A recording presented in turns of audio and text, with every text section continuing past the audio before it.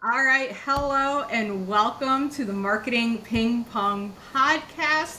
I am here today with Duncan. Say hello, Duncan. Hello, Duncan.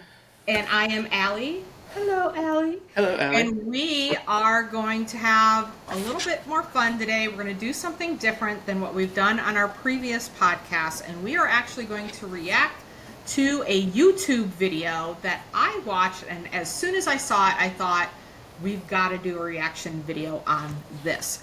So, this YouTube video comes from a creator named Caleb Hammer. He is getting really popular lately. He has a financial audit channel where he brings people on and looks at their finances and says, like, okay, these are the things you need to stop spending on, and this is how you're going to pay off your debt, and this is how you're going to start investing and everything like that in the future. And usually his guests have some sort of 9 to 5 job. Sometimes there's like people that are a little bit more like gig oriented. They're doing a lot of Uber and that sort of thing. So the other day I was listening to it, and this guy comes on, and he actually does vehicle detailing, Okay. and he owns his own business.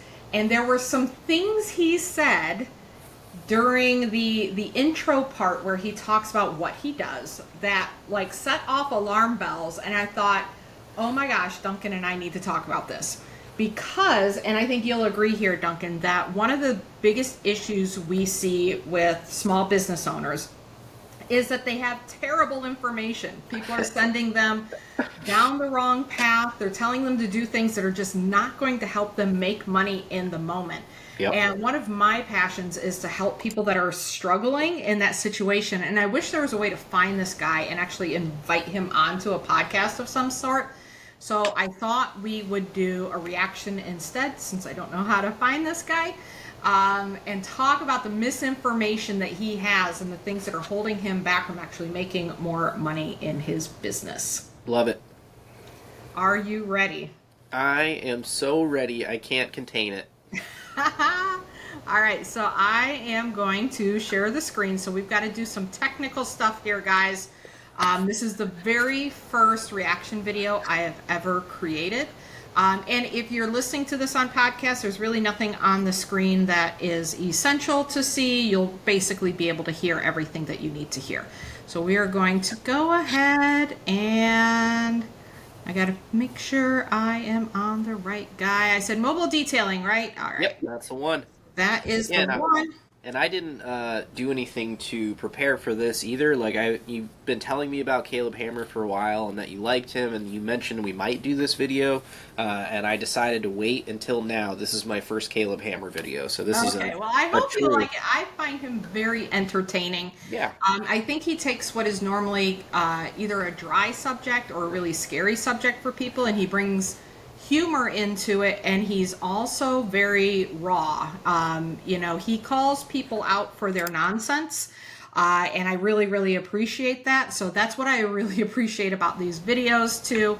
And the one that we're going to be looking at here, and the one we're going to be looking at in next episode, because he does call it out as he sees it. Yeah, and that's So that's really what you need, right? Like you need somebody that's going to tell it to you straight, right? Like you exactly. can't have somebody that's going to beat around the bush, or sometimes you need to fix something in your business literally right now, or it's going to head off a cliff, and you need somebody that's going to say that to you. Same thing Right. with your finances, right? Which is what he does. So yeah, Exactly. And too many people will say, "Oh, well, that's really nice that you're doing that. Wow, you're doing a lot of things to promote your business. Great job." No, if you're doing a bad job, like you're not going to get better unless yeah. we tell you that you're doing a bad job. So, Yep. I need some more of that. Like I'm the nice guy, oh, you're doing a great job. I got to be like, no, no, no. Like throw out all this garbage and do it yep. this way. Yeah, yeah. All right, Well, I'll we work can on that. practice. We can practice on this guy. His name is Santi. We can practice on him because he's not live here talking to us. So Sure. we can be really, really tough on him and give Love him it. that tough love. I'm All in. right. So I'm just going to play, and then we can pause at any point. Can you? I don't know. I think I can pause, right? So let me know if you want me to pause, and then I'll pause when I see something. Sounds good. All right. My name's Santi. I'm 29, out of Albuquerque, New Mexico, and this is Financial Audit. So what do you do for a living in Albuquerque? I have a mobile detailing business. Oh, okay. So you're a business owner. Yes, sir. And that's your full-time thing? Yep. Mobile detailing. So if I'm not mistaken, that's going through and cleaning cars, making them look all pretty on the inside? Yeah, so really I'm mobile glad Caleb asked that because the first time I heard of mobile detailing, I'm like, I don't know what that is. Yeah, yeah, I need a clarification. They call Yeah, themselves yeah. retailers. Yeah. Like, yeah, if you're not in the business, like, what does detailing mean? I learned this when I was younger. It's not been recently that I found out what detailing was, but the first time I heard it, I thought, I have no idea what that is. Like, why are you looking at details in a car? I don't know what that is. It speaks to, I think, like the name, the term, the job description speaks to people that think about those details, right? Like, I'm not a car guy, so I'm not, generally speaking, going to hire a detailer to come clean my work Sure. van. Like, I'm going to clean it because I don't really care. But people that care about their cars, they're going to have somebody that's professional come and do it. Generally Exactly. speaking, a detailer. And we have a detailer in our networking group, and I'm amazed that sometimes he works 8-10 hours on a single vehicle. Yep. Getting it just right, getting the shine right. It's amazing. Yeah, I have a friend, a guy who I've done some video work for who has a mobile detailing business. He also has a shop, and he told me he's branching out into yacht detailing. So you'll get a job to do an entire yacht, like top to bottom, detail the entire thing. And he was saying, like, it's expensive. It's like tens of thousands of dollars to detail a yacht, but if they didn't get it detailed and they needed to get it stripped and repainted, could be upwards of $1 million. I was like, Wow. oh, okay, so it makes sense to pay 50 grand to get it detailed when it saves your paint job for an extra 5 years or whatever. So it's kind Sure. of crazy. Yeah, the guy I know also does airplanes. Nice. He does the small, little, crafty airplanes. I'd be too nervous. I'd be like, Yeah, I do too. I didn't touch it. I don't know what happened. It wasn't me. detailing is like a very thorough cleaning of your vehicle inside and out. There's a few different types of detailers out there, but really that's what we do. We come in, take brushes to the vents and the cracks and crevices and clean everything, dust it down. Dude, that's sick. How long have you been doing it? I launched my business in June of last year. Okay, so a year, just over So a year. this is a new business owner, not somebody who's had a lot of experience with things, only about a year in, and yeah.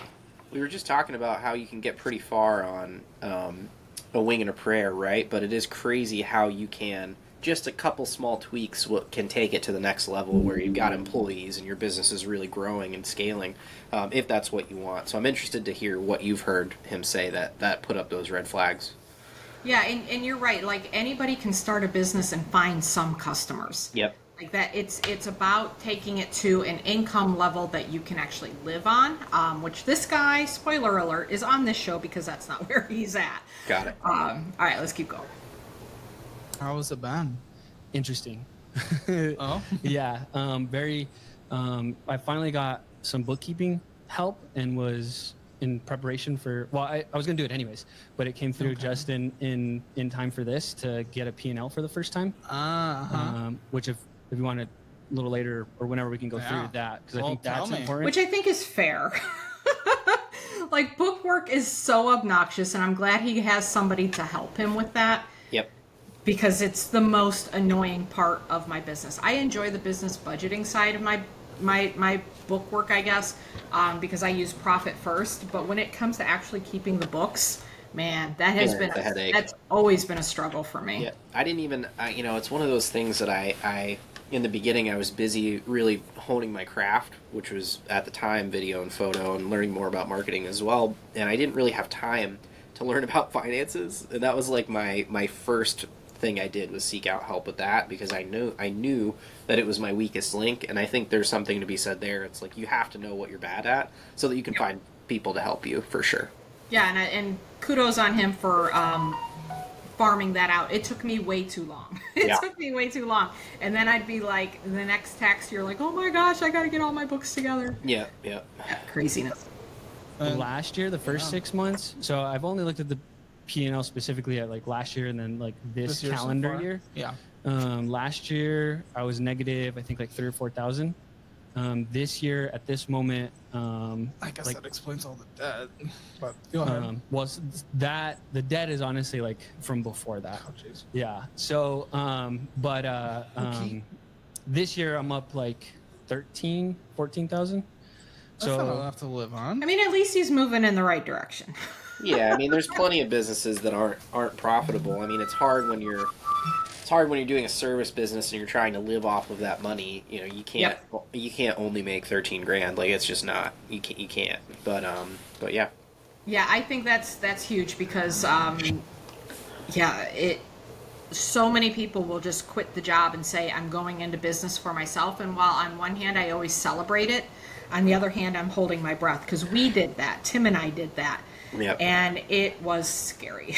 Yep. It would have been nice if we had a stable income coming in while we were building the other stuff up. Yeah, it's terrifying, right? Like I did the same thing, and I'm a huge proponent of at least having like 6 months of runway saved up if you can. That's not realistic for most people who are like, you know, they're at their wits' end in their day job and they need to get out and they have an idea. You know, you're in a heightened emotional state, and that's often not the best time to make decisions, but that's often what spurs people on to start a business. Is like, I am sick of this job, I am moving now. And you know, you get one client and you think you're gonna, you know, it's gonna snowball from there and you're gonna get more and it's gonna be fine, but usually that's not the case. And usually what you've done is you've gotten like the low-hanging fruit, the people that are the most likely to hire you. Yeah. And you're like, wow, look, everything is great. My family and friends are all buying from me. Yep. But selling beyond the family and friends is really tough. It's tough, and I just was talking to somebody about this who, yeah, I don't want to say what industry he's in because everybody will know immediately who knows me, but works for a company, and that's their initial strategy is like, go out, they train them, and they're like, go out and sell to your friends and family. And I'm like, like you can to get the ball rolling, but much better if they had some sort of targeted marketing strategy Absolutely. with an ideal client, with a niche. Like, that would benefit them more in the long run, even if it's in the beginning harder to get the ball rolling because you have to build that trust with that audience, right? Yeah, and the family and friends thing can give you that false sense of security. They love me. They think I'm great, but they already know, like, and trust you. They love you. They're just trying to support you. Yeah, and oftentimes they're not gonna tell you if you're doing something that would turn off any other client, right? Like, they're not gonna tell you if their customer experience sucks because they like you. You know, so you miss out on any of that feedback or losing clients when you wouldn't lose a family or a friend where you might lose an actual client. You know, it's just a hard way to start for sure. Totally agree. No, but that's what I'm figuring out. Trying to get through that, and I anticipate this work will really help give me some clarity. Have you been picking? How many hours a week do you work this job? In the field, I mean, it's all I do. Total work. Yeah. What do you do? How many hours a week? Let's see. Let's guess. Like probably like 80 hours a week. Oh. But that's not all detailing. No. So that's detailing. How much of that is detailing? Probably about 5 days a week, anywhere from 4. How many hours a week? That's, let's see, 4, 5. I'm gonna average like, let's say 6, 7 hours. So let's say 6.5. So I think that him not really being able to be clear about how much time he's actually worked on doing the job and, you know, matching that up with, yes, you have to have the time to market your business. And he's going to talk about that here in a minute.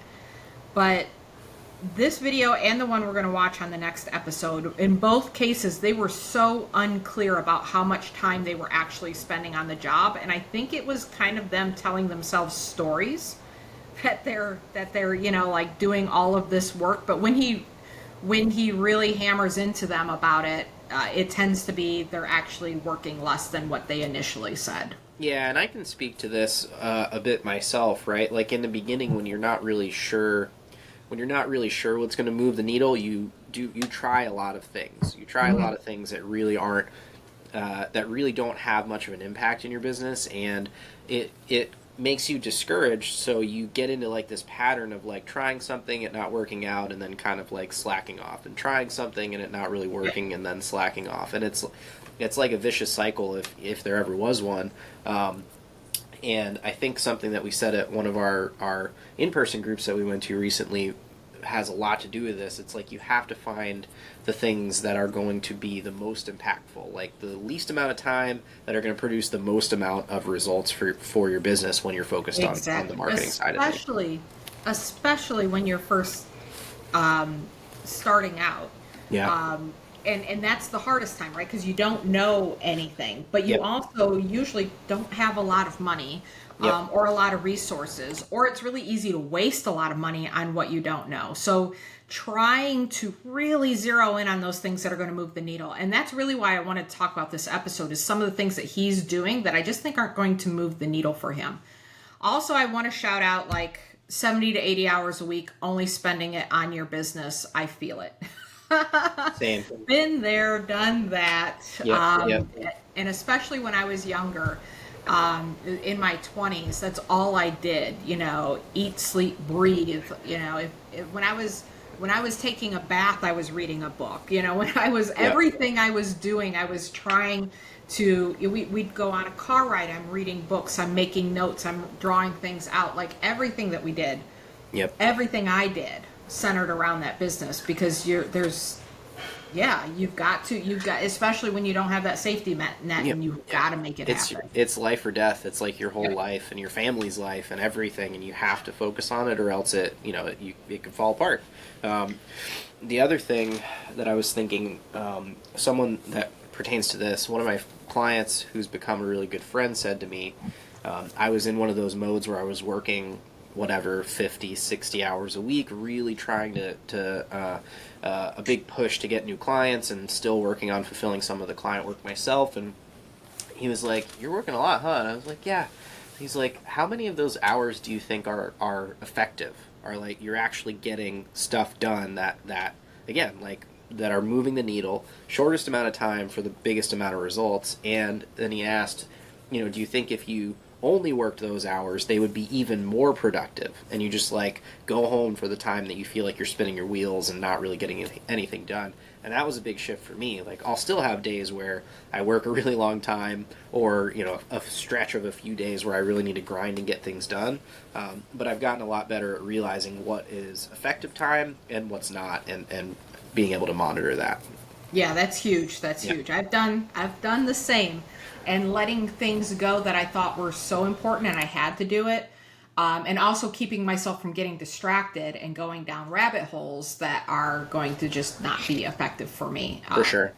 Rather than, a lot of people get stuck in, rather than finishing a thing you started, you just keep starting new things. And that's going to keep you working a lot of hours. And I have a feeling that's what this guy's doing. Yep. So a day, 5 days a week. 2 of my days, one is coaching. And Coaching what? Business coaching. Didn't you just say it took a day? Okay, so that's what one day is reserved for that. But it's an hour. Yeah. But not only that. So, like, the whole morning is like content creation or working on the business. Content creation? Yes, sir. Okay, what's that? Is that a different job, or is that for this business? No, it's for the business. So, what content are you creating? Mostly reels. And then also, like, Reels, so I try to do Instagram and stuff? Mm-hmm. We'll link his in the description then. Thank you. Yeah. So my reels, and then also my email marketing, and I've been doing some blog. So emails, reels, and what was the third thing he said? Emails, reels, and blog posts. Yeah. Emails, reels, and blog posts that he is using to find clients for his mobile detailing business. Yeah.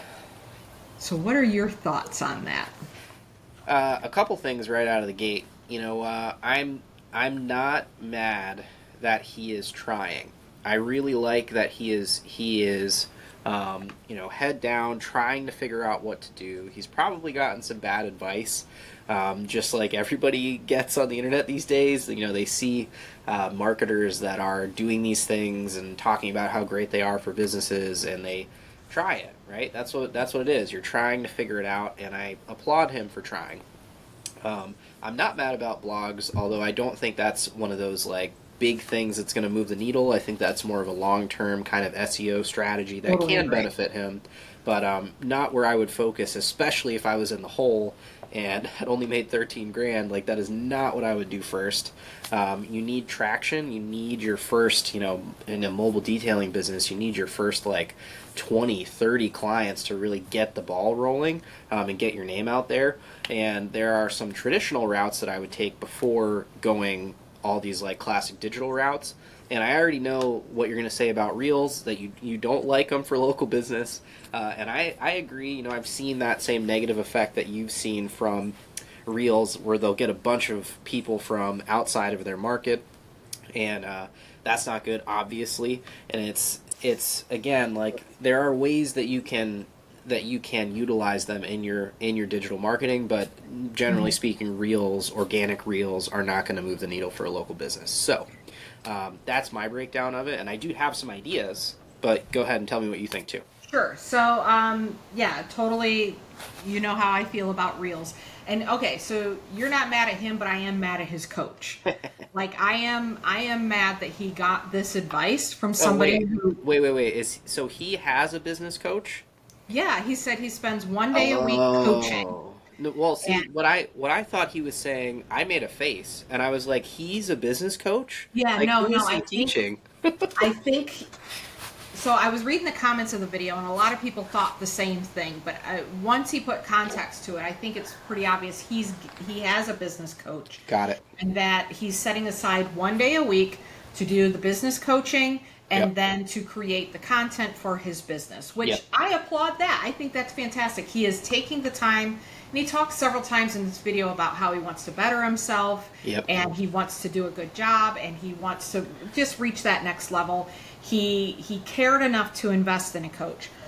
Unfortunately, his coach doesn't care enough about him to give him good advice. Yeah, or the But coach he'll- just doesn't know, right? Like, that's Yeah. so often the case. It's like you get these people that are consulting, and like they don't even know. They own a marketing agency and they don't even know. Like, it's so many layers of people that don't really understand the base principles of marketing and how to, like, it's frustrating to me. I'm Yeah, trying and to not get angry, but now that I know that that's the case, I'm like, oh. Yeah, no, he's got a coach telling him, apparently, Reels, blog posts, and email. So I'm with you on the blog post. Fine for a long-term strategy, but if he is not making money, that is not where I want him spending his time. Yep. With the Reels, and just to be clear for everybody listening to this, if you're like, wait a minute, I thought we were supposed to do Reels. I thought that was the thing. The downside of Reels, especially, anywhere where you put Reels, Facebook, Instagram, TikTok, Reels, short form video like that, when uploaded specifically as a Reel or a TikTok, goes out to a national plus international audience. Everybody in the world has potential to see your reel. And what it does is it brings a lot of people to your page. Let's talk Facebook. It brings a lot of people to your page that are not from your area, but for some reason they thought your reel was very entertaining, so they follow your page, but then they never actually do business with you, and they stop interacting with your stuff because they know they can't do business with you. Yep. And it can kill you with the algorithm. I have a friend who, kind of went viral with some reels, but she's local, and she has a lot of Facebook followers, and they're just not engaging, and there's no reason why they shouldn't be. But it turns out most of them came from these reels that went viral. So I love short form video for small business. I think short form video is a great idea. The difference is to not upload it as a reel. You just upload it to the account itself. So I love Facebook. You know me. I like Facebook for small business, for local business especially, because it is a local platform, where Instagram and TikTok are built as more of a national platform.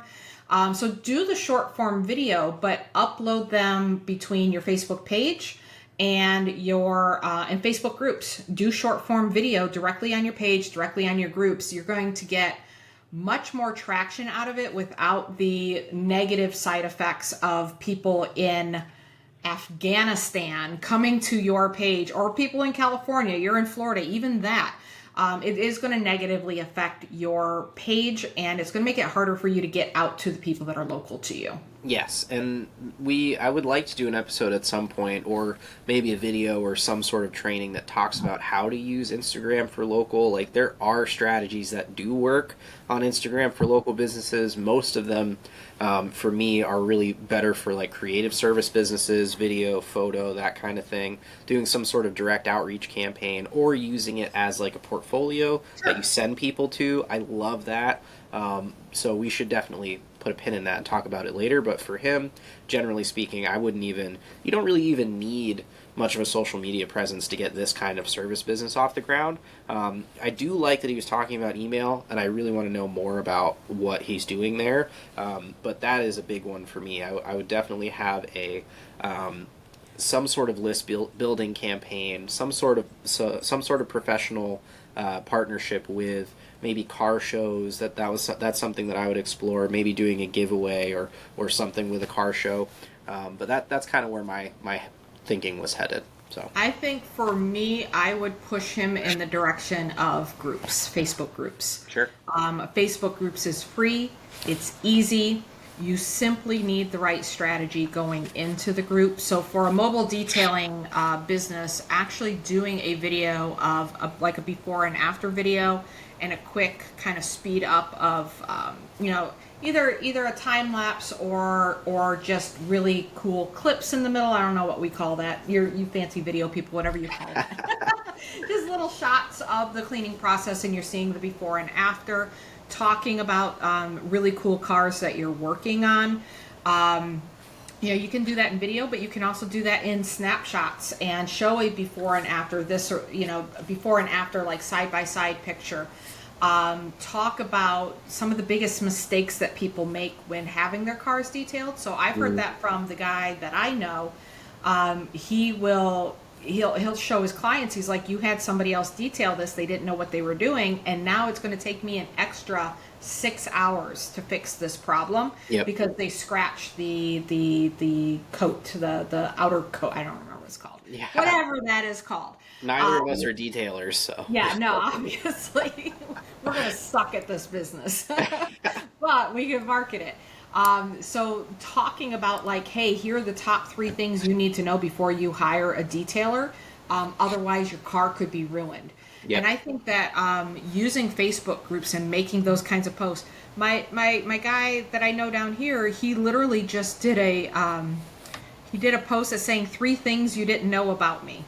And he listed like 2 that were personal and 1 that had to do with his business. He got 5 clients from that post. Nice. In a Facebook group. Local business, Facebook groups are beautiful for local business. It's free, it's easy, and even joining the groups and having a group of friends that are also in the groups and looking for those, like, hey, I'm looking for a detailer, that sort of thing, that can work really well. But that's kind of, you're on the defense, right? Like, you're waiting for it to happen so that you can reply. It's passive. Yeah, you need to be proactive, or you need a strategy that you're like out there getting the leads or generating the leads yourself, for sure. Exactly. And I hear people, when I recommend groups, they say, yeah, but I'm not allowed to sell in that group. I said, I never said to sell in the group. Mm-hmm. You're not going into the group saying, I'm XYZ detailer, call me if you need your car detailed. That's the sure way to get absolutely ignored. Yep. But if you give good advice, if you tell good stories, if you show interesting photos, interesting videos that make people lean in and say, oh, that's really cool. If you're like, especially down here in Southwest Florida, there's some crazy cars that people are detailing, right? Mm-hmm. He's detailing a plane, for goodness sakes. Yep. Like, showing that's interesting. That's something that I want to lean into and say, that's really cool. Like, I didn't know that, like, you could do planes, or I've never seen a car like that before, and tell me a little bit about the car. And it's all attached back to your detailing business, and it's that whole leaning out so that they lean in. Yep. And you can get instant traction even if you don't have a Facebook page, which I think you should. Even if you don't have a page and you don't have any followers, you can get instant traction in your business by taking a proactive stance on Facebook groups and getting your name out. That's exactly what I would tell this guy to do. That would be number 1. Stop doing the reels. Well, you can still do the videos. pause on the blog post. You've already done some of that. Set that aside. Yep. I love that he's doing email. My question is, how is he getting the email addresses? Exactly. Where are they coming from? You got to dig into that a little bit more and like Yeah. try and build a list of people that are interested in what you want and who want to work with you based on meeting you. Like I've even done, like setting up at a physical event, doing a demonstration, and people that are interested in it like sign up to have like for a chance to win, right? Giveaway or something like that, right? And that one I like too because getting giveaway signups in person, it really builds that know, like, and trust because you're there talking to them as opposed to like Facebook ads to a giveaway or whatever. And it's just a little bit less personal. So some sort of in-person strategy. Again, down here, there's a car show every weekend in the winter when the snowbirds are all here in South Florida. It's like there are car shows all the time, and you could literally be out at them every single weekend. And those are all your ideal clients. Like they all have cars that they really care about, that they are willing to spend a ton of money on to make sure that they always look good on the outside and the inside.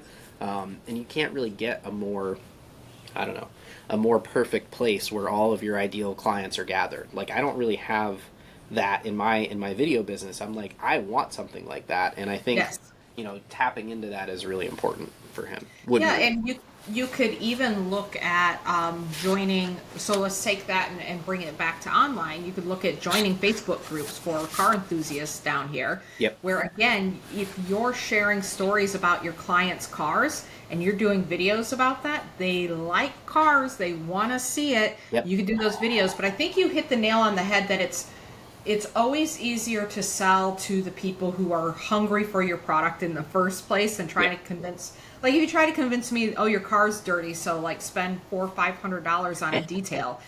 I don't care. Me neither. My kids out there, they can clean it perfectly fine. I'll throw a bucket of soapy water on it. It'll be okay. Yeah. Exactly. It's funny down here.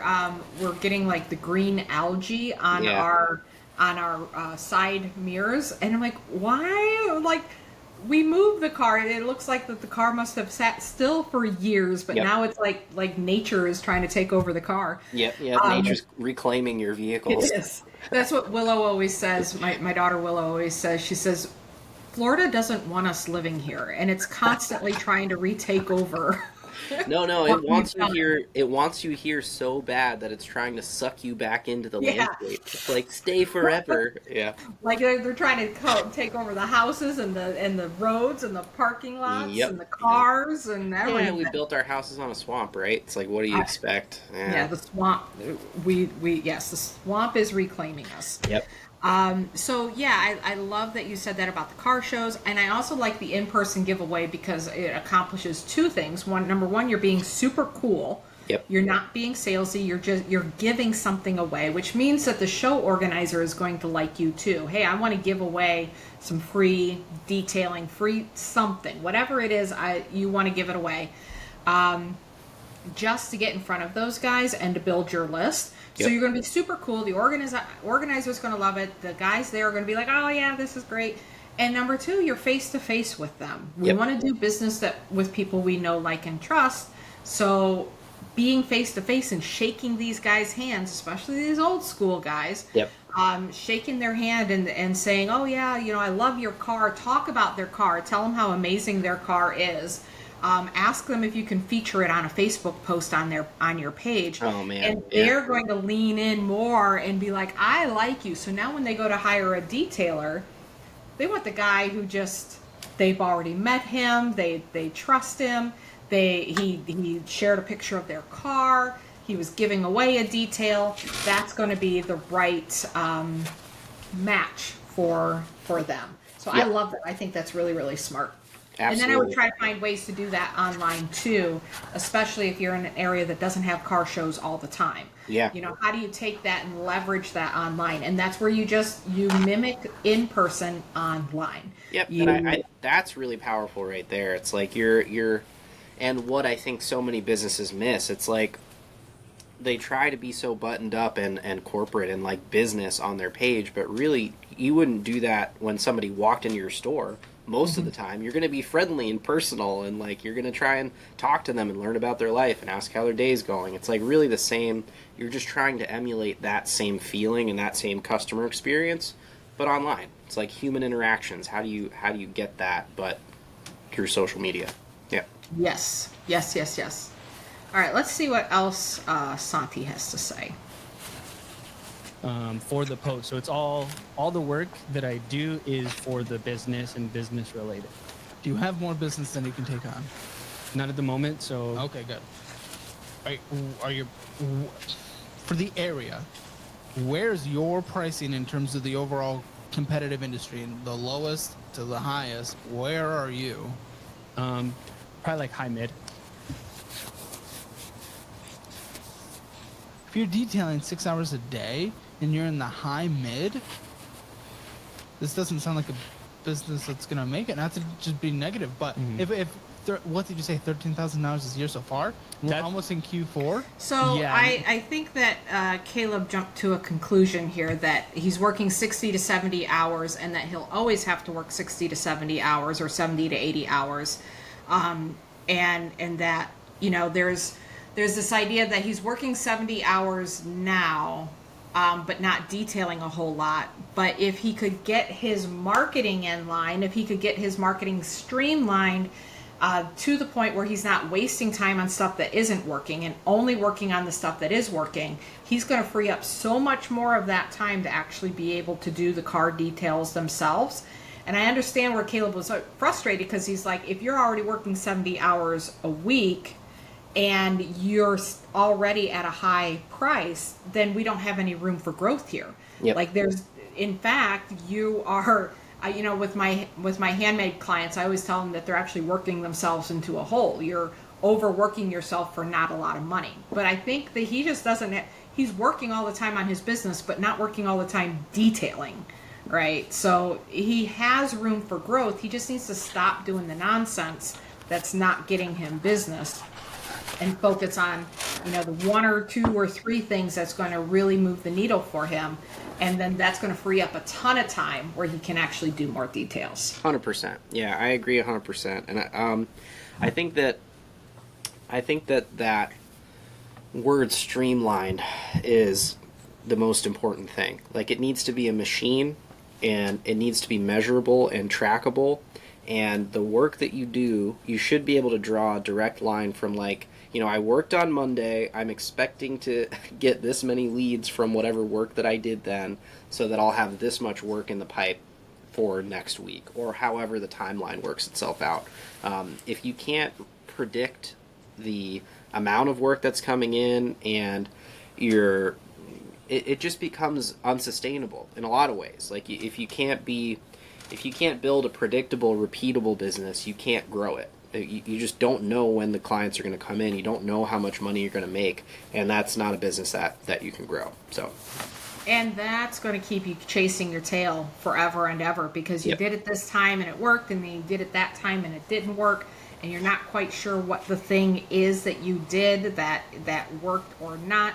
And I can see being a little bit more scrappy and just grabbing anything and everything at the beginning, but eventually you got to get to homeostasis. And that's where I'm at with my online business that I have, my coaching business, is we finally found a system that is consistently, we plug it in, it consistently brings back the lead. And as long as I'm consistent with that, and I've got other smaller things, I say they're smaller, they take very little time, that keep me relevant even if that other system stops. But as long as I'm doing that, then I'm okay. And I don't have to stress and I don't have to worry. I know I can pretty much guarantee how many more clients I'm going to have by this time next week. Yep. I can pretty much tell you that I will have signed this many more clients up. Yep. Because I have the system in place. And once you have that, my time is opened up. You know, I don't have to work 60, 70 hours just to get the next client. I can work much, much less time and get in 50 clients at a time.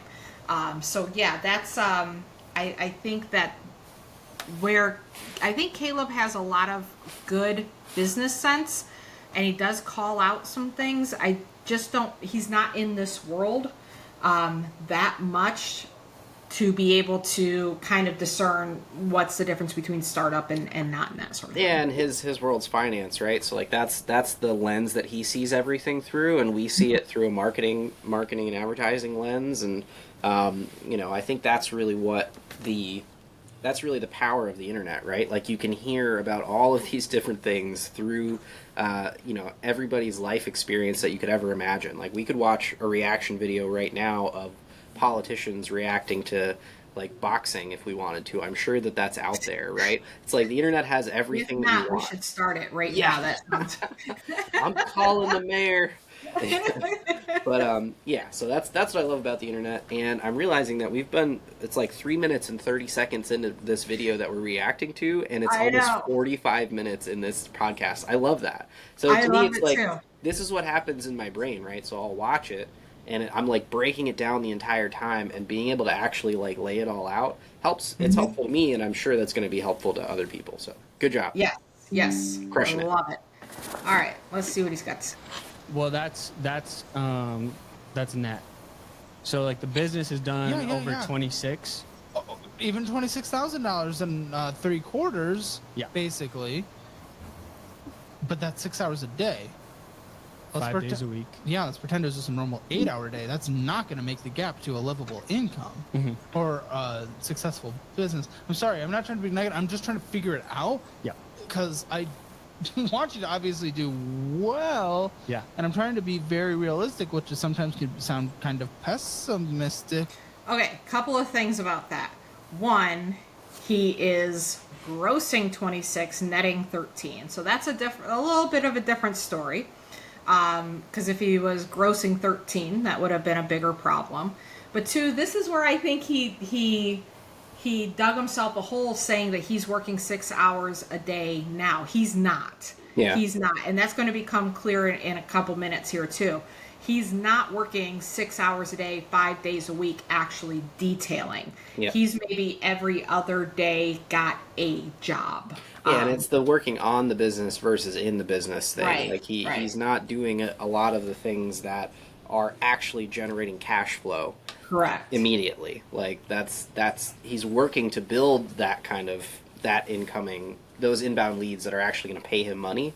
And maybe it's everything that we've been talking about already, but like the time that he's spending working on the business clearly is not effective in bringing in the clients that are going to pay to get that income level up. And figuring out what's wrong over there is what we're talking about. So yeah, streamlining it and making sure that he's doing the things that actually move the needle is Yep. Yeah.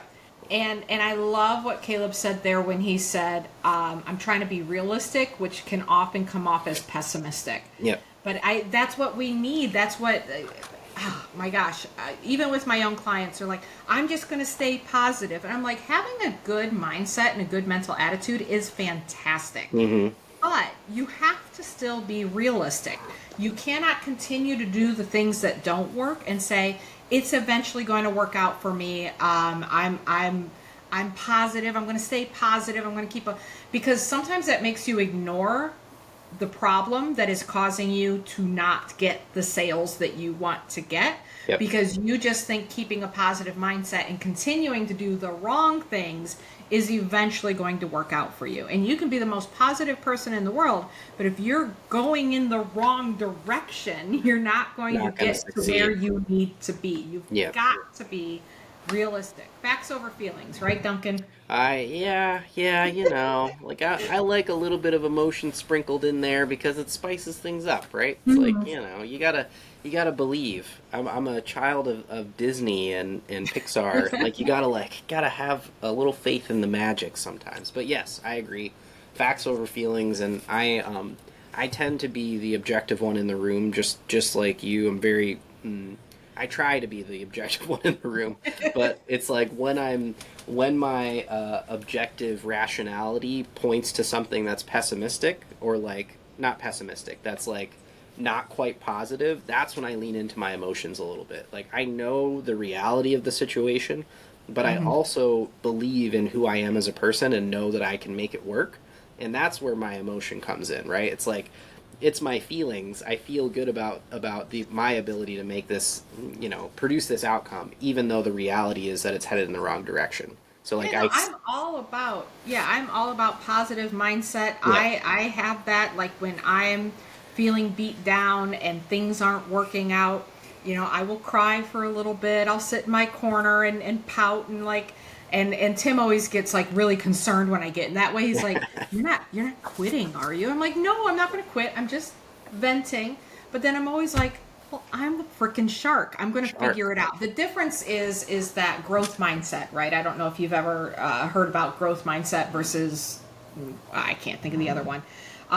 But I look at it as like solution oriented versus problem oriented. Yep. Right. So as long as I remain solution oriented, it's okay for me to know the reality of the situation and to understand that the reality is not what I want it to be.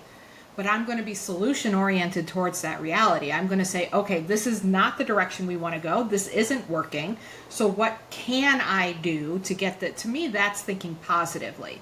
Where a lot of people are, this is positive. La la la la la la la la la. It's just they got the work out. It's blinders gonna work on. out one of these days, right? Yeah. No, I So as agree. long as there's a clear distinction between the two, I'm all about being positive. Yep. No, I As long agree. as you're not using it as a blinder. Yep. 100%. All right. How does this business go to making you a living that I am not seeing? My current plan is to go harder on marketing and advertising, and so trying to generate more. So I did some quick math. So an average detail, I can expect about 350, and so I figured if I do that 5 days a week, and if I do two a day, 5 days a week, and I just assume just a 50-hour work, 50-week year, I think it's like 175. If I did. So I love that math because that's exactly the kind of math I always do in my head anytime I do something new. I'm like, I could be a bajillionaire. It was a great face too. Did you see his face? Yeah. Caleb was like, mm. So he says he wants to go harder on the marketing, but dude, you got to go harder on the right marketing. And that's what scares me, is that people will just like keep doubling and tripling and quadrupling down because they have the passion, they have the drive, they want to see their business succeed, and they're basically like running up against a wall over and over and over and over again, and they're almost just punishing themselves and wearing themselves out when there's literally a door right next to them. Yeah. The right strategy is going to, I think there's also this mentality of you got to grind hard, you got to hustle, you got to grind, you have to do all that, but not at the wrong things. If you hustle and grind at the right things, you don't have to hustle and grind nearly as much as you think you have to. If you just have the right coach and the right guidance to say, oh, here's the door, just go through the door. And I don't want to make it sound like it's easy. Oh, just do this. There's of course work involved. But it hurts my heart to hear him say, I want to do more. I want to do more marketing and advertising, and not realize, no, you want to do better. Yep, You want to more do effective. better marketing and Yeah, advertising. it's simple. It's not easy. It's like Correct. when you know how to do it, it becomes simple, but the work is still the same amount of work. To me, even if you're not working as hard or working as much, the amount of work to me stays the same because it becomes a mental challenge, right? Mm-hmm. You have to stretch and learn and grow in ways that you weren't previously in order to make it work. Yep. And I think that it's that classic thing of like putting in the work in the beginning so that you can have the freedom and the money Mm-hmm. and everything that comes from it. And that's the same mindset that produces the negative result, right? It's like they're, like you said, beating their head against the wall, trying and trying and trying, doubling down, and it's the right mindset, just kind of like aimed at the wrong things, if that makes sense. So you just got to shift it. And that's why that coach pisses me off. Yep. That's why I'm mad at the coach, because the coach is there saying, just go, go, go. You got to do more. You got to grind. You got to push. You got to do whatever. And he's just hitting up against that wall over and over and over again. Yep. A good coach should be able to turn you and say, okay, let's do the things. Let's do fewer things, more of the right thing. Fewer of the wrong things, more of the... fewer of the wrong things, more of the right things, and let's put all of that energy and enthusiasm and everything that you have into that so we can get you a result now so you can start. And also, by the way, he just said if I did 5 days a week, 2 jobs a day at I'm guessing maybe 6 to 8 hours a day. He ain't doing that now. That's why he keeps, like, Caleb keeps going with this assumption that he's already working that amount of time, and he's not. He's just not. Yep. Did the math correctly. So it would be an average of $700 a day, 5 days a week. How many hours again a day? I'm sorry.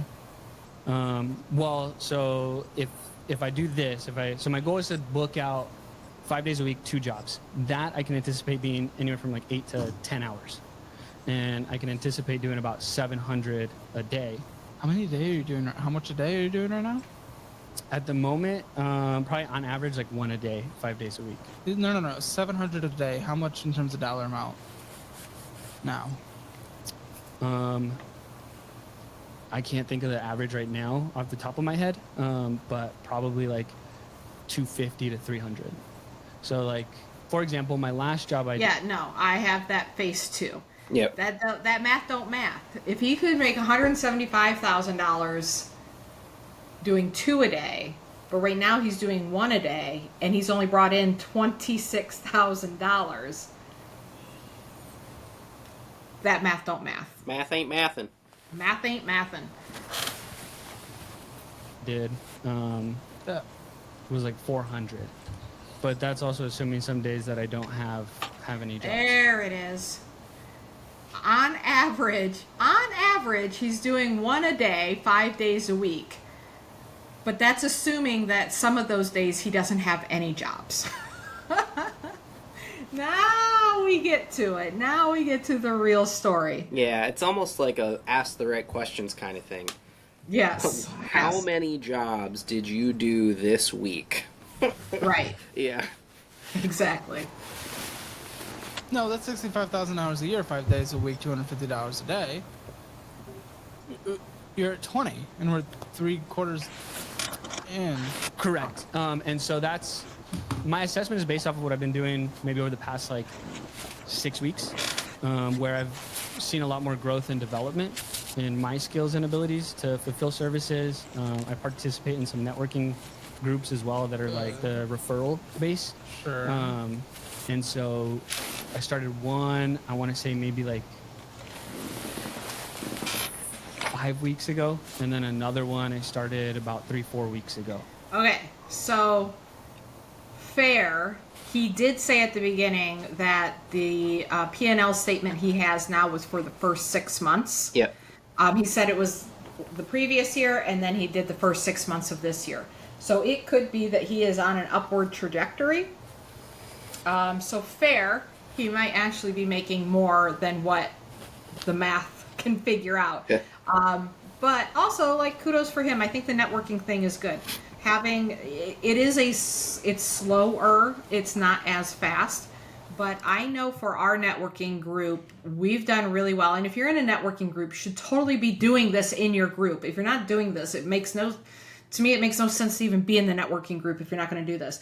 Our group is really, really good at everybody joining the Facebook groups. And when somebody says, does anybody know of a mobile detailer or whatever it is that we have somebody like that in our group, there's 15 of us will go in there and recommend the same person. So if he's in a group like that, it can actually help them quite a bit. I have heard of some networking groups. I was told that BNI does not consider a referral on Facebook to be a real referral. But the people in our group say, I'm getting more business off of recommendations from Facebook than almost anything. And it's not just for the person that's requesting. Other people are reading the answers too, and they're reaching out and hiring. And they're consistently, especially certain, mobile detailing is not the best, but like house cleaning, handyman services, lawn mowing, those things that are getting requested a lot on Facebook, they're pulling in a lot of business from these Facebook groups where people are requesting. I'd like to see them be more proactive, but that's how he should be using that networking group.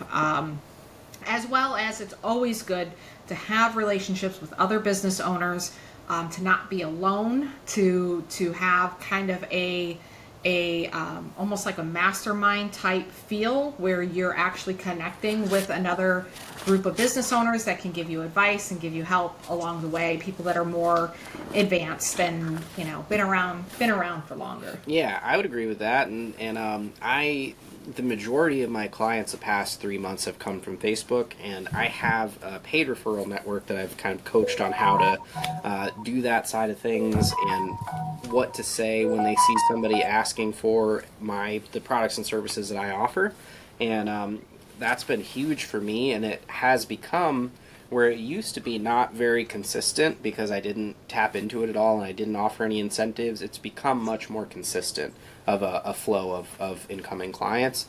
And I think that it can be really like any of these different strategies that we're talking about can become really reliable, consistent sources of incoming business. You just have to know how to tap into them. So I don't remember you inviting me to be into your paid referral Facebook group thing. that's because you are my friend, and I expect you to refer me out of the goodness And of I've your been heart. doing it for free this whole time. Wow. You can be in my group. No, I'd love to hear more about that, of how you're doing that. Maybe we can talk about that on another episode or something, Sure. on how you're setting that up. Because for me, it is it is our networking group, but our networking group, even within the parent company that has all of these, I think there's like 8 or 10 of them.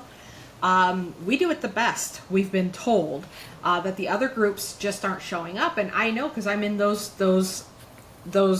groups in those areas as well, and I'm not seeing them really coming in as a massive movement. Yep.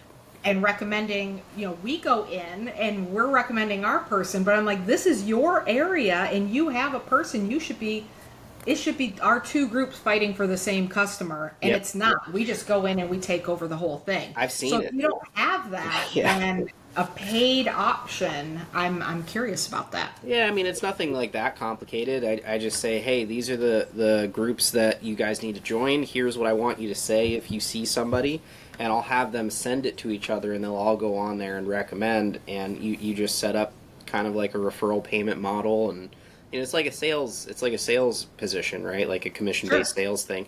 And for them, it's not a ton of money, but it's money that they weren't making. That's like doing something that they were doing already. So it's like a no-brainer. So yeah, we can definitely Some talk. of us are just doing it for free, I guess. Yeah, I blew my spot up. Now I'm gonna have to pay everybody that refers me. I know. All right. Me assuming the numbers that you gave me is like me putting a bet on a single stock, penny stock.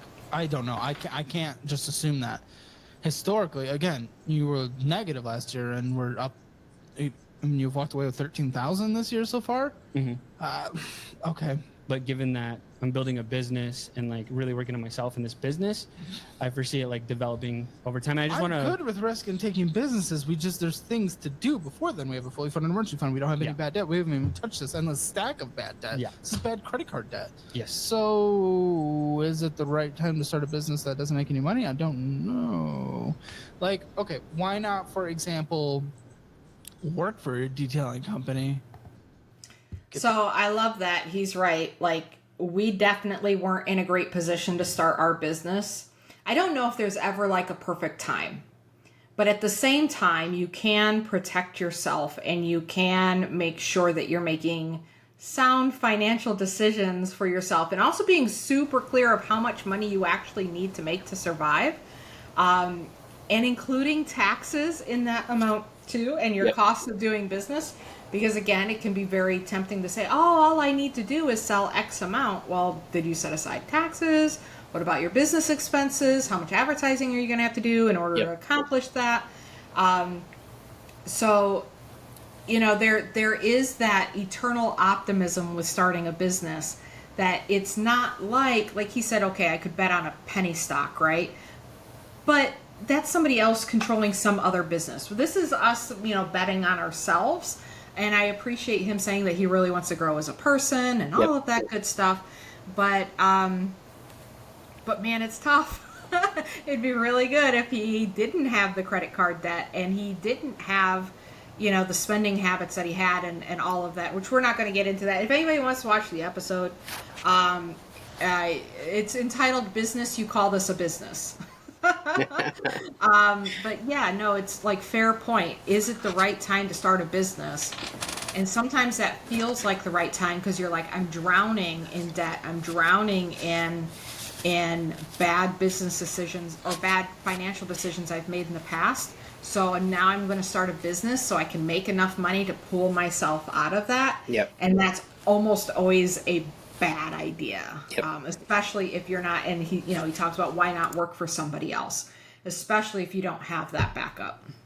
Yeah, that's right. And I, again, both coming from a similar position, like started a business, probably had no business starting a business in a lot of different ways, and didn't know what I was doing, didn't really know how to get anywhere. And this is going back to the beginning, like photography business. I had no idea what I was doing, and it's been a long road to get to the point where I'm making it, make whatever that is, whatever your number is, whatever you need to be comfortable. It's been probably a 5-year road to get there, and that's coming from zero knowledge of how to run a business, and not really having the people around me to teach me or help me. And so it can take a long time. And like I had the safety net of my wife, Mariah, who had a great job, and she let me quit my job, thankfully, and find myself and figure it out. But it did take all that time. There is something to be said, though, about, pressure creates diamonds or whatever. And like, I didn't really buckle down and figure it out until I had to. I was making some money and I was doing okay and still had kind of like a part-time job and some other side money that I was making. And then it was like, hey, she wanted to start her own business. She wanted to start doing her own thing. And it was like, now I didn't have to figure it out. But if I didn't figure out my business, I would have had to get a regular job. And I hate working for people, and it was like I didn't have to, but I had to figure it out. So there's a little bit of that too, and there's a lot of luck involved. Like you might disagree with me there. Like I know that if you have the right systems in place, like you can build a successful business, but there's luck involved in that. It takes you being in the right place and you being able to take the information in when it's in front of you, and also being exposed to the right information, right? Some people just never see it or are never exposed to the right things that they need to learn. So there is some element of luck involved, but hopefully the people that are watching these podcasts are going to get some of this and apply it and do it the right way. So. Yeah, I think luck is part of it. I think that it's unfair to look at somebody that's successful and only say that they're lucky. Yes. But there is an element of luck, and also an element of, your background and how you were raised and whether or not your parents have money. And, there's all kinds of things that you could have around you that support you. Yep. And I do agree with the pressure creating the diamonds. When I have those times where I'm crying and I'm pouting in the corner and I'm ready to give up, and I sit there and I think, what am I going to do? Go get a job? No. Absolutely not. No, I'm not going to go get a job. Yeah. So now I have to make this work. I have to make it work because I cannot get a job. Yeah. And I don't even know if we would have been in a good place financially, I feel like we would have squandered that even. You know what I mean? Like, because same. you would have been feeling comfortable and confident and cocky and all of that stuff. At the same time, especially with kids, and this guy doesn't have kids, boy, it would have been really good to not be as broke as we were. Yep. And I always joke that, it took me 20 years to be an overnight success. we had success in the interim. It's not like we were able to pay the bills, and there were times we couldn't pay the bills, times we could pay the bills. But I really didn't feel like I figured it out. It took me a long time. It took me about 20 years. Yep. I had to have certain experiences to knock me on my butt and to make me start looking at things more realistically and not be the pie in the sky. Everything's going to work out because I know it's a good idea and it's just going to work out. Yep. Learning how to follow through. learning how to actually judge a good opportunity versus a bad opportunity. Yep. That was a big one for me. I was chasing every bright, shiny object that was in front of me because they all had potential. I could make money on all of these different things, but it was taking me away from the core business that could actually make me money. And it wasn't until I put the blinders on and I made the bright, shiny objects go away that we actually saw real success in the business. But yeah, it took a long time. It took a long time. I was way more broke than I care to ever be again. Sure. Don't ever want to do that again. Same. Yep. Especially with little kids. That was tough. So yeah. I think that there are different kinds of luck too. Like there's the luck that just kind of happens by circumstance, and then there's the luck that you kind of create yourself by being in the right situations and being around the right people and consuming the right kinds of content or learning, education. And I think that you need a combination of those two kinds of luck, right? And like being out there and doing the thing will produce some of that kind of serendipitous luck that just happens, but it will also produce the kind of luck that you create yourself just by being present, I guess. They're kind of similar, but you know what I mean. You know what I mean? No, I totally agree. You've got to put yourself out there, and you've got to, I hate networking events. Yeah, me too. And we both met. We met each other at a networking event that we probably both hated being there, but it was really about like, I've got to step out of where I'm at if I want to do something different than what I'm doing. Yep, and it's constant. Like that feeling to me, if I'm not feeling it, if I'm not feeling slightly uncomfortable or tested or pushed, I know that there's something wrong, right? It's like I know I'm getting kind of complacent in some area of my life, and I need to push it a little bit. And I've been lucky, right, to have that for forever. It's not always been geared toward business, but it's like if I'm not learning something or getting embarrassed or like trying a new skill and sucking at it, like I'm not having fun. That kind of uncomfortable fear place is what really motivates me, which is why the bright shiny object thing is hard for me, because like that's my favorite thing to do is like get a new skill and suck at it for a while and then experience the getting over that. But that's also why business in general is a good fit for that kind of personality type, because it's constantly failure and like trying a new thing and sucking at it and getting better and succeeding, and that roller coaster of skill acquisition and like rejection and all that stuff, it all feeds into that same kind of thing that I like about bright shiny objects. So for me, it's always been about I'm afraid of something and therefore I have to do it. Like that fear of the thing, I'm afraid to do this thing, or I see a lot of people around me are afraid of that thing, and I feel like that's what makes me puff out my chest. I'm like, I'm going to go do it. Yeah. I'm going to go do it. Like, everybody else is scared of this. I remember being maybe 10 or 11, and I had to give a presentation in front of a group of people. And everybody who gives this presentation has their notes and they're shaking and they're doing, and they're like this, and they can't even make eye contact with the person they're talking to. And I'm like, you know what? Screw it. I'm not going up with notes. Yep. I'm just going to learn the thing, because I saw that fear in other people, and I'm like, that's not going to be me. I can't be afraid of that. And so whenever I feel that fear, like, ooh, I don't want to go Facebook Live, or I don't want to go to that networking event, or whatever it is, then I'm like, then now I have to do it. Yep, like, gotta do it.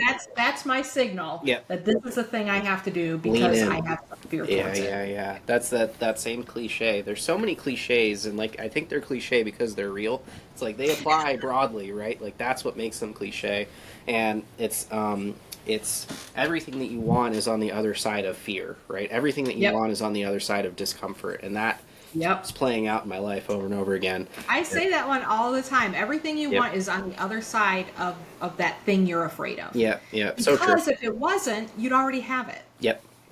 If you already had all the skills and knowledge and tools that you needed to be successful, you would already be successful. Yep. So if you're not already successful, everything you need is on the other side of whatever it is that you're afraid to go towards. Yep. So right? true. Yeah. because otherwise you'd already be there and you'd be comfortable. If your comfort zone was going to be successful, you'd already be successful. Yep. The fact that you're not successful and comfortable means that you have to go. You Yep. have to go to that place that is scary and terrible. 100%. All right, I think we just got a few more seconds on this one. Paid, soak up the job experience, understanding what it's like to run the business and what they've done and all the successful things. Then eventually, after some non-compete ends, start yours. Mm-hmm. Well, again, you're going off a trend line, but your trend line is down right now. June, July, August is down. Like June was a peak. Great, which is awesome. Mm-hmm. It was March, April, May, June, July, August. So if we're going off the trend line, we're headed in the down direction. Mm-hmm. Correct. Yeah. Maybe I'm banking a little bit too much Expenses aren't on. low. We're just not bringing in money. Yeah. Yeah, and I know it's not much to go off of, especially right, like we see the trends going up and down, and new business and figuring things out. Tap minimum monthly payments. So I take back what I said about maybe his business is on the upswing. Obviously, it's not. And this is like, I appreciate Caleb for this because he's definitely giving him a reality check that I hope that he is actually absorbing and not just. I almost feel like he's put a protective bubble over himself to not really get dinged by some of this pushback that Caleb's giving him. And I feel like he's doing that because I've recognized myself doing that at other times where I'm like, nope, I'm so convinced that I'm doing the right thing that I am so defensive about the way that I'm doing it that I can't really hear that feedback from somebody else. No, I agree with that, and I think that sometimes you need that as a business owner. Like, you have to have walls up that kind of protect you in some scenarios, but those same walls can be a negative, in a situation like this. So how do you like filter and figure out what to let in and what not to let in? I feel like that's the same mechanism for me that keeps me from chasing shiny objects. It's like the same wall, the same filtering mechanism that keeps those out would be the same thing that would make me resistant to what Caleb is saying to him. And right. I don't know. I haven't figured it out myself yet, right? So like I'll put up walls when I shouldn't, or I'll be completely open to anything new when I shouldn't, and it's like, how do you sort those two things out?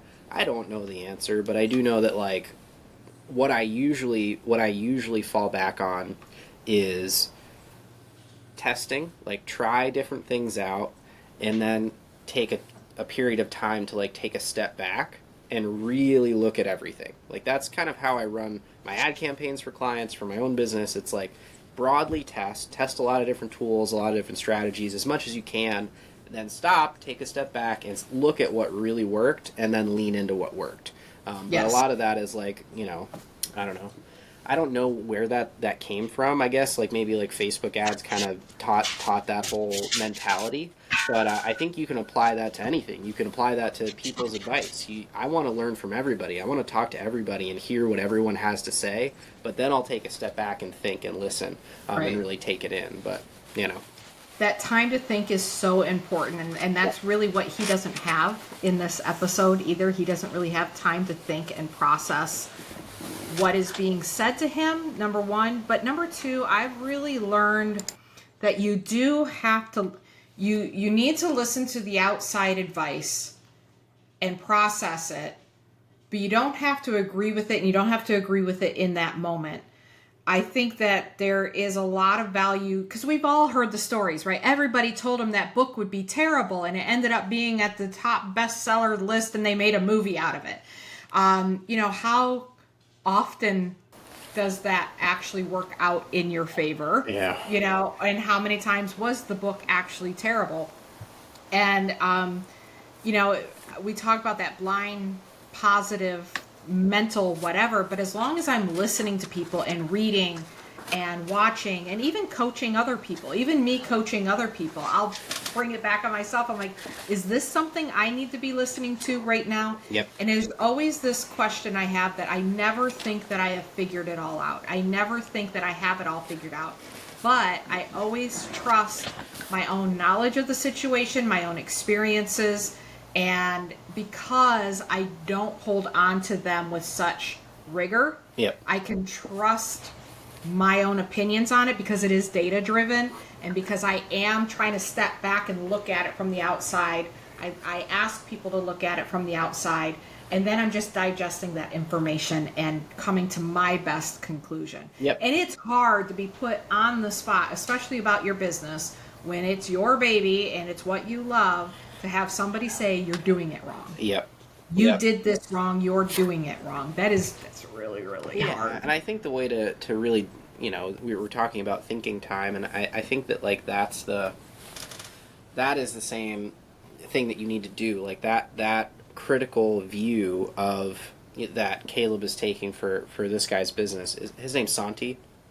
Yeah. What Caleb's taking for Santi's business is the same. It's the same lens that you have to see your own business through. And if you do that for your own business, and you really take the time to sit down and look at things with that objective, rational kind of critical thinking, it can solve a lot of these problems and fix a lot of the things that are negative about this, his business currently. It's the other reason why I really like hot seats, because you can hear or listening in on other people's hot seats. And I'm hoping that people are getting the same value out of this podcast.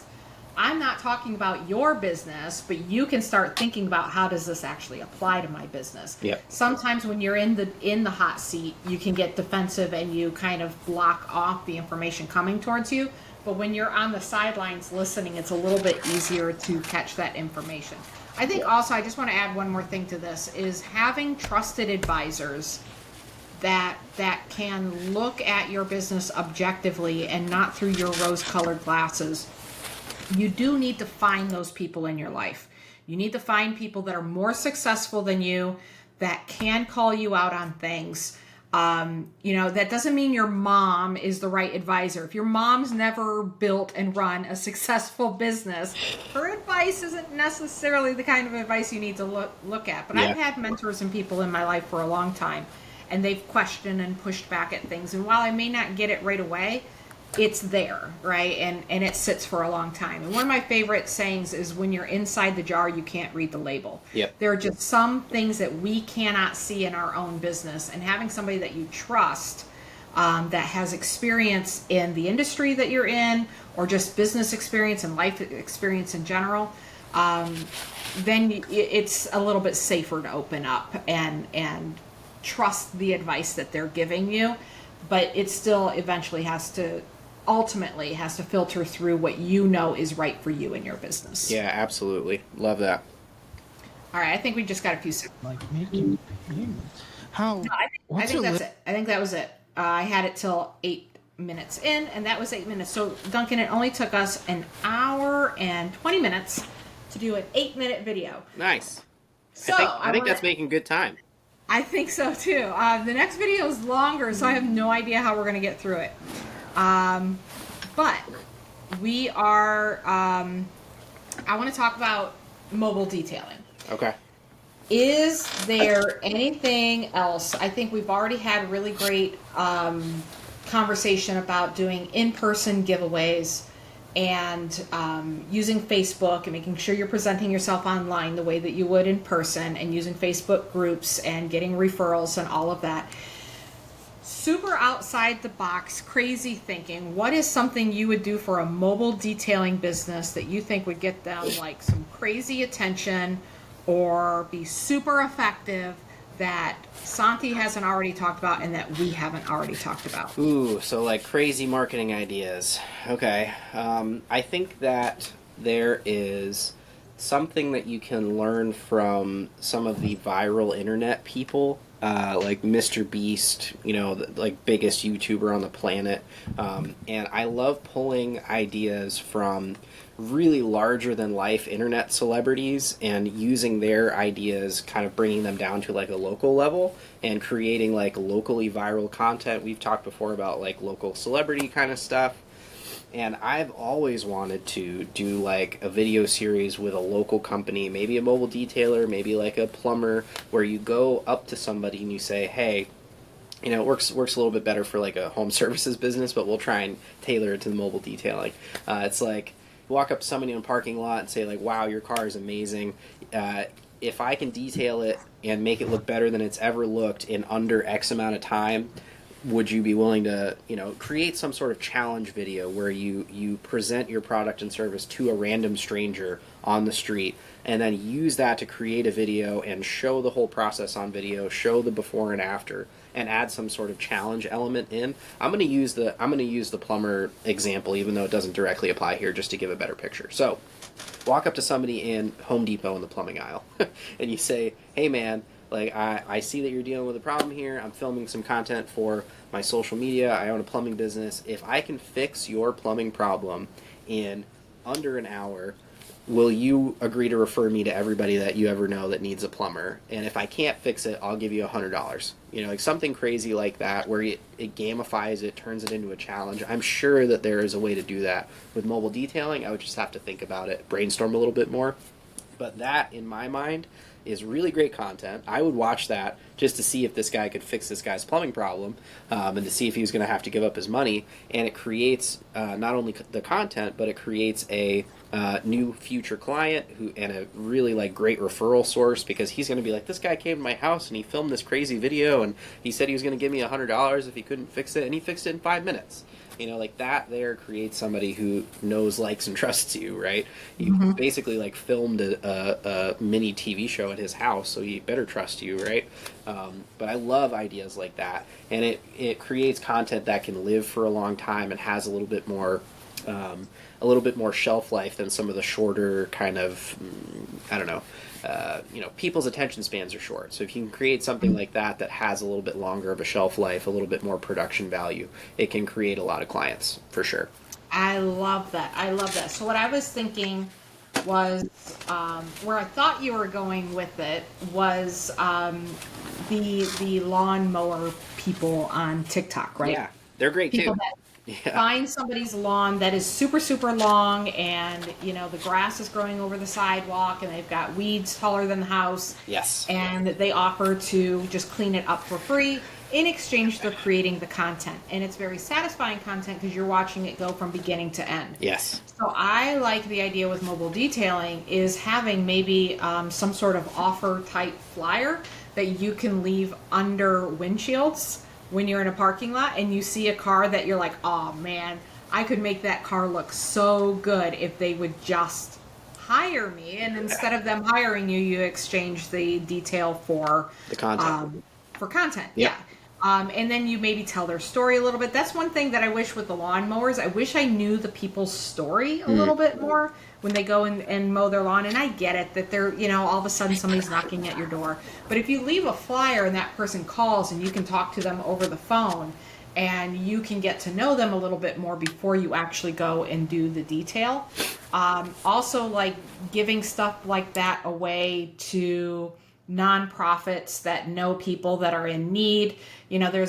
While a clean car is not essential for life, it is good for increasing your self-esteem and feeling good. And maybe you're going to, you're somebody that's been homeless and now you're going to job interviews and you have this car and we want your car to look fantastic while you go and do this. Or maybe it's somebody who's been Ubering for 7 days a week, 12-hour days, and you gift them a detail where you have a really great story with that. Love that. Yeah, there's one called SB Mowing that adds a little bit of context. Like he'll knock on a door and it's not that person's house, it's like the next door neighbor. So he like asks them, so what's the deal with your next door neighbor's yard? I can see it's really overgrown and I really want to help out. And then you'll hear them talk about, oh yeah, that's the owner passed away and then the rest of the family moved. So you get a little bit of that story. I love that. Yeah, and like the city isn't doing anything about it and nobody really knows what's going to happen. So he'll just go over there and clean it all up.